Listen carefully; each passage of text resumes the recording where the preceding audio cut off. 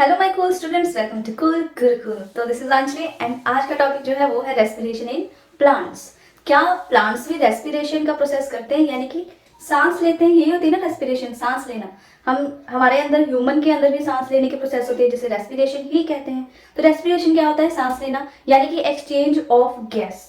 ठीक है, तो हम कौन सी गैसेस को एक्सचेंज करते हैं? ऑक्सीजन लेते हैं और कार्बन डाइऑक्साइड छोड़ते हैं। तो इसी तरह से जितने भी ऑर्गेनिजम्स रेस्पिरेशन का प्रोसेस करते हैं सेम होता है, वो ऑक्सीजन की जरूरत उनको भी पड़ती है। तो वो भी ऑक्सीजन लेते हैं और कार्बन डाइऑक्साइड छोड़ते हैं in the process of respiration. तो प्लांट्स में जो रेस्पिरेशन होती है उसमें भी प्लांट्स को ऑक्सीजन की जरूरत होती है और जिसके थ्रू वो कार्बन डाइऑक्साइड छोड़ते हैं। ठीक है, इतना सा समझ में आ गया। सबसे पहले हम छोटा सा प्लांट बना लेते हैं। ठीक है,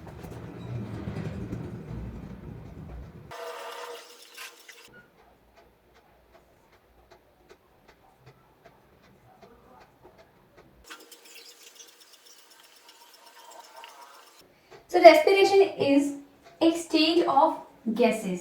exchange of gases, respiration क्या होती है? exchange of gases। कौन सी? Carbon dioxide and oxygen. तो इसी तरह से ये हमने बना लिया प्लांट। प्लांट में रेस्पिरेशन करने वाले क्योंकि हम, तो प्लांट में जो रेस्पिरेशन होती है, प्लांट में कौन से ऐसे पार्ट हैं जो रेस्पिरेशन का प्रोसेस करते हैं? तो प्लांट के जितने भी पार्ट्स होते हैं ना, वो सारे के सारे रेस्पिरेशन का प्रोसेस करते हैं। ठीक है, जैसे कि प्लांट के पार्ट कौन से होते हैं? ये रूट होती है, इसके अलावा स्टेम और लीफ। तो ये रूट, स्टेम, लीफ, ये तीनों ही रेस्पिरेशन का प्रोसेस करते हैं इंडिविजुअली। ठीक है, आपको मुझे सुनना है अपना दिमाग खोलकर। ठीक है, इंडिविजुअली जो स्टेम होता है, रूट होता है, लीफ होता है, प्लांट के हर एक पार्ट इंडिविजुअली रेस्पिरेशन का प्रोसेस करते हैं। ठीक है, यहाँ तक समझ में आ गया? ओके, तो एक वन बाय वन हम देखेंगे कि रूट में किस तरह से रेस्पिरेशन होती है, स्टेम में किस तरह से होती है और लीफ में कैसे होती है रेस्पिरेशन का प्रोसेस। तो सबसे पहले स्टार्ट करेंगे हम रूट से। ठीक है, रूट में जो रेस्पिरेशन होता है वो कैसे होता है? जैसे रूट क्या होती है? सॉइल के अंदर प्रेजेंट होती है। ठीक है, आप सबको ये पता होगा अंदर क्या होती है? सॉइल। इसमें प्लांट का जो होता है रूट होता है। ठीक है, रूट है। रूट में क्या होते हैं? Root hairs. ये जो सॉइल है, सॉइल के अंदर क्या प्रेजेंट है? एक तो वाटर प्रेजेंट है और उसमें ऑक्सीजन प्रेजेंट है। तो सॉइल के अंदर जो ऑक्सीजन होता है वो कौन ले लेता है? ये रूट हेयर्स। कौन लेता है? रूट हेयर लेते हैं ऑक्सीजन को और फिर उसको रूट में डिफ्यूज कर देते हैं। ठीक है, यहाँ पे क्या हो जाती है? ऑक्सीजन की डिफ्यूजन। सॉइल से ऑक्सीजन डिफ्यूज होता है कहाँ पे? रूट हेयर्स में, और रूट हेयर्स के बाद रूट्स में। तो यहाँ पे हो जाती है रेस्पिरेशन।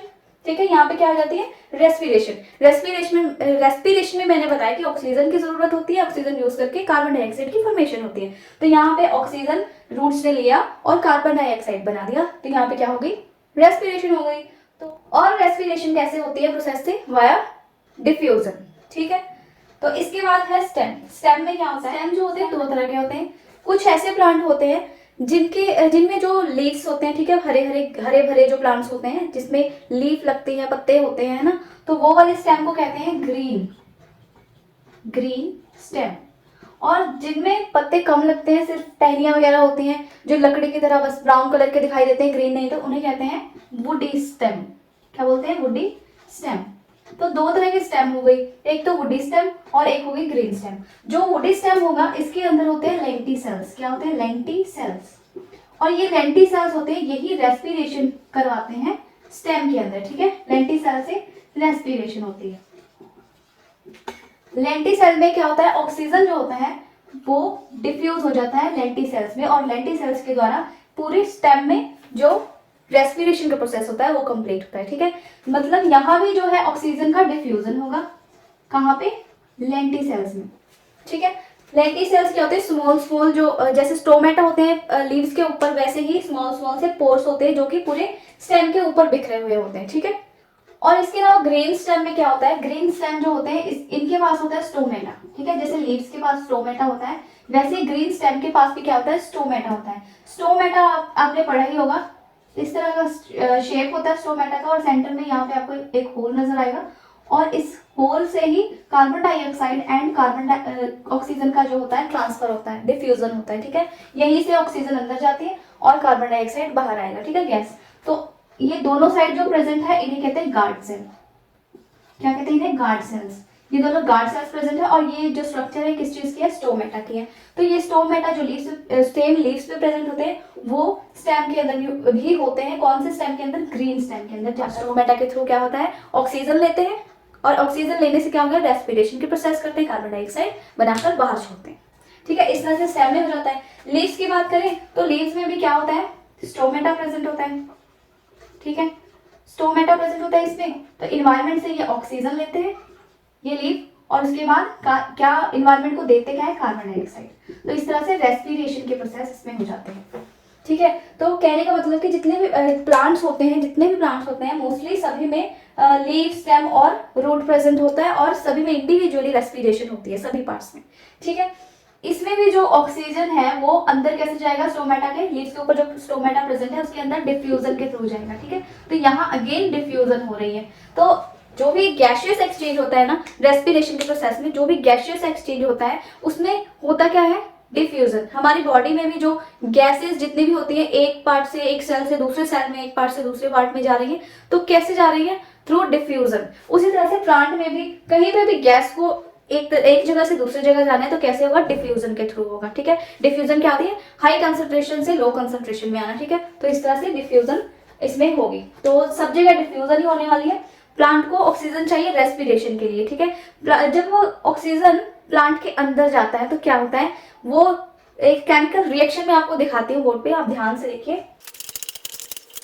तो एक रिएक्शन लिखेंगे जिसमें होगा C6H12O6 यानी कि ग्लूकोज। इसमें ऐड करेंगे ऑक्सीजन, ये क्या है O2 ऑक्सीजन। उसके बाद फॉर्मेशन होगी किस चीज की, CO2 कार्बन डाइऑक्साइड। ठीक है, और इसके साथ बनेगा water plus ATP। ATP is heat energy. तो हो क्या रहा है यहाँ पे, प्लांट के पास ग्लूकोज है, ठीक है, पहले से प्रेजेंट है, और इन्वायरमेंट से प्लांट ने लिया ऑक्सीजन, और इन दोनों को जब मिलाया गया तो जब केमिकल प्रोसेस हुई तो उसके बाद जो प्लांट है वो बना रहा है कार्बन डाइऑक्साइड, वाटर एंड इसके साथ हीट एनर्जी जिसको कहते हैं ATP in the form of ATP। ATP is adenosine triphosphate. ठीक है, तो एनर्जी भी साथ में रिलीज हो रही है, कार्बन डाइऑक्साइड रिलीज हो रही है एंड वाटर। तो प्लांट ने यहाँ पे क्या किया, ऑक्सीजन लिया इन्वायरमेंट से, है ना, ऑक्सीजन लिया इन्वायरमेंट से और उसके साथ carbon dioxide, water and energy की प्रोडक्शन की। ये सब हमें इन्वायरमेंट में दिया। तो यहाँ पे क्या प्रोसेस हो रही है, यहाँ पे रेस्पिरेशन की प्रोसेस हो रही है, क्योंकि रेस्पिरेशन में ऑक्सीजन की जरूरत होती है। ऑक्सीजन लेकर हम क्या करते हैं, हम भी तो ऑक्सीजन लेते हैं, है ना, रेस्पिरेशन के टाइम पे क्या करते हैं, ऑक्सीजन लेते हैं। इसी तरह से प्लांट ने ऑक्सीजन लिया, यहाँ पे क्या हो गई, रेस्पिरेशन हो गई। क्या हो गई, रेस्पिरेशन। ध्यान से देखिए, अगर हम इसी रिएक्शन को बिल्कुल ऑपोजिट करते हैं, यानी कि ये इधर ले आएंगे और लेफ्ट वाला राइट वाले साइड लिख देंगे, तो कैसी रिएक्शन बनेगी, carbon dioxide plus water plus ATP यानी कि एनर्जी, हीट एनर्जी। जब इनका रिएक्शन होता है तो फॉर्मेशन होगी C6H12O6 प्लस इसके साथ क्या बनेगा, ऑक्सीजन। तो यहाँ पे देखिए क्या हो रहा है, कार्बन डाइऑक्साइड जो है उसके साथ प्लांट ने अपना वाटर ऐड किया और साथ में एनर्जी भी अपनी ऐड की, एनर्जी लगाई, और जिससे किस चीज की फॉर्मेशन हुई, इस ग्लूकोज की। ठीक है, और ये जब ग्लूकोज बनता है तो इसे प्लांट स्टोर करके रख लेता है अपने अंदर। ठीक है, कहाँ क्या करता है, स्टोर कर लेता है ग्लूकोज को, और ये जो ऑक्सीजन होता है इसे इन्वायरमेंट में रिलीज कर देता है। क्या क्या करता है, इन्वायरमेंट में रिलीज कर देता है ऑक्सीजन। तो जब भी ये वाली प्रोसेस होती है तो इसे क्या कहते हैं, इसे कहते हैं फोटोसिंथेसिस। ये है फोटोसिंथेसिस की प्रोसेस, जिसमें जो प्लांट होता है उसने कार्बन डाइऑक्साइड के साथ अपना वाटर ऐड किया, एनर्जी लगाई और इन्वायरमेंट में हमें ऑक्सीजन दिया, और यही ऑक्सीजन जो इन्वायरमेंट में रिलीज हो रहा है इस प्रोसेस के बाद, यही ऑक्सीजन हम यूज करते हैं अपने रेस्पिरेशन के लिए। तो इतना तो आपने सुना ही होगा कि हम जो सांस लेते हैं हमें जो ऑक्सीजन मिलती है वो कहाँ से मिलती है, प्लांट से मिलती है। तो यहाँ पे जो कार्बन डाइऑक्साइड है प्लांट में वो कहाँ से आता है, ये कार्बन डाइऑक्साइड इस वाले रेस्पिरेशन प्रोसेस से आता है। जब ये जो स्टोर किया हुआ ग्लूकोज है यहाँ पे है, ये भी वही ग्लूकोज है जो प्लांट ने स्टोर किया था। तो ये जो स्टोर किया गया ग्लूकोज है प्लांट के द्वारा, उसी ग्लूकोज में इन्वायरमेंट से ऑक्सीजन लेकर प्लांट ये रिएक्शन करता है, और जिसके थ्रू वो कार्बन डाइऑक्साइड की फॉर्मेशन करता है जो इन्वायरमेंट में रिलीज करता है वाटर और साथ में एनर्जी। ठीक है, यहाँ पे कार्बन डाइऑक्साइड की फॉर्मेशन हो रही है इन्वायरमेंट में, और यहाँ पे क्या हो रही है, ऑक्सीजन। ये प्रोसेस रेस्पिरेशन की हो गई और ये प्रोसेस फोटोसिंथेसिस की। तो ये आई होप ये दोनों रिएक्शंस आपको अच्छे से समझ में आ गई होगी। एक बार मैं फिर से रिपीट कर देती हूँ। ये है सबसे पहले करते हैं ये वाली रिएक्शन जिसमें प्लांट ने कार्बन डाइऑक्साइड के साथ वाटर ऐड किया, साथ में एनर्जी ऐड की। एनर्जी ये सब ऐड करने के बाद फिर केमिकल रिएक्शन होती है। रिएक्शन के बाद क्या होता है, ग्लूकोज बनता है जिसे प्लांट स्टोर कर लेता है और उसके साथ क्या बनता है, ऑक्सीजन बनता है जो कि इन्वायरमेंट में रिलीज कर देता है और यही ऑक्सीजन हम अपने रेस्पिरेशन के लिए यूज कर लेते हैं। सिंपल है। और दूसरे रिएक्शन में क्या था, जो प्लांट ने ग्लूकोज स्टोर किया उसी ग्लूकोज के साथ इन्वायरमेंट से ऑक्सीजन लेगा, ऐड करेगा और इसके बाद जो रिएक्शन होगी, रिएक्शन के बाद कार्बन डाइऑक्साइड बनेगा जो कि इन्वायरमेंट में रिलीज कर दिया जाएगा, वाटर बनेगा और साथ में हीट एनर्जी जिसे कहते हैं ATP. ATP is adenosine triphosphate. तो ये दोनों रिएक्शंस दोनों प्लांट में होती है, लेकिन इन दोनों रिएक्शंस के होने का जो टाइमिंग जो होती है वो अलग अलग होती है। ठीक है, तो ये जो होती है रिएक्शन ये होती है नाइट टाइम पे, ठीक है, यानी कि रात में। और ये जो फोटोसिंथेसिस का प्रोसेस है ये होगा ड्यूरिंग डे टाइम। क्या होगा, ड्यूरिंग डे टाइम। फोटोसिंथेसिस के प्रोसेस के लिए सनलाइट की जरूरत होती है। तो सनलाइट कहाँ मिलता है, कब मिलता है, डे टाइम पे मिलता है ना सनलाइट, रात को तो सूरज की रोशनी नहीं होती। तो ये वाला प्रोसेस जो फोटोसिंथेसिस का होता है वो होगा डे टाइम।